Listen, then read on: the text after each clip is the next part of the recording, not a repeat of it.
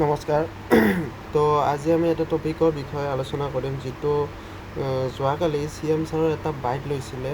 তো তাৰ পৰা আমি কিছুমান তথ্য পাব পাৰোঁ যে বহুতে কৈ আছে যে নৱেম্বৰত ইলেকশ্যন হ'ব, তো ADRE এক্সাম কেতিয়া হ'ব, বা আছাম পুলিচৰ যিবোৰ ফিজিকেল আছে সেইবোৰ পষ্টপন হ'ব নেকি, বা ADRE এক্সাম 2025 হ'ব নেকি, এনেকৈ বহুত কথা মানুহে কৈ আছে। কিন্তু যোৱাকালি যিটো CM ছাৰৰ ভিডিঅ', তাত মই তাৰ ক্লিপটো আপোনালোকে দেখাম।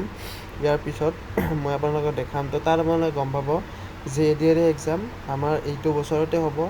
আৰু আগন্তুক ধৰি লওক আপোনালোকে আগষ্ট মাহততো বাৰু নহয়, কিন্তু CM ছাৰে যিখিনি কথা কৈছে তাৰ পৰা ভিত্তি কৰি যদি আমি কওঁ, তেতিয়াহ'লে এক্সাম মোটামুটি আপোনালোকৰ ছেপ্টেম্বৰ অক্টোবৰ এনেকুৱা মাহত হৈ যাব। চ' আপোনালোকে ক্লিপটো চাই লওক।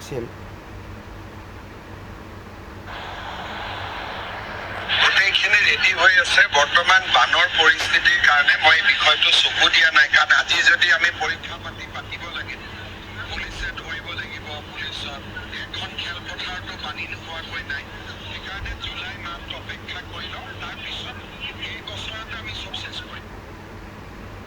তো আপোনালোকে নিশ্চয় শুনিলে CM ছাৰৰ বাক্য। তো আমি তাৰ পৰা ক'ব পাৰোঁ যে জুলাই মাহটো তেওঁ ৱেইট কৰিব কৈছে, মানে জুলাই মাহৰ পিছত আগষ্ট মাহত বাৰু ADRE এক্সাম নহয়, তো ফিজিকেল ষ্টাৰ্ট হ'ব পাৰে আছাম পুলিচৰ। কিন্তু আমি ADRE 2 এক্সামৰ বাবে যদি আমি এটা প্ৰেডিকশ্যন দিওঁ, তেতিয়াহ'লে ছেপ্টেম্বৰৰ লাষ্ট উইক নহয়তো অক্টোবৰৰ ফাৰ্ষ্ট উইক, এইকেইটা মাহত ছেপ্টেম্বৰ অক্টোবৰ এই দুটা মাহত হোৱা চান্স আছে। নৱেম্বৰত বাৰু নহয়, যিহেতু ইলেকশ্যন আছে। চ' আপোনালোকে ধৰি লওক ছেপ্টেম্বৰ নহয়তো অক্টোবৰ, এই দুটা মাহত ADRE হোৱা চান্স আছে। চ' যিবিলাক ৰিউমাৰ ফেলাই আছে মানুহে যে 2025 হ'ব, তো এইবিলাক নিউজ শুনি বহুতে পঢ়া শুনা বাদ দি দিছে, ডিম'টিভেট হৈছে। তো ডিম'টিভেট হ'ব নালাগে, যিসকলে পঢ়ি আছে ভালদৰে প্ৰিপাৰেশ্যন কৰি থাকক। চ' এইখিনিয়ে বাৰু, ধন্যবাদ।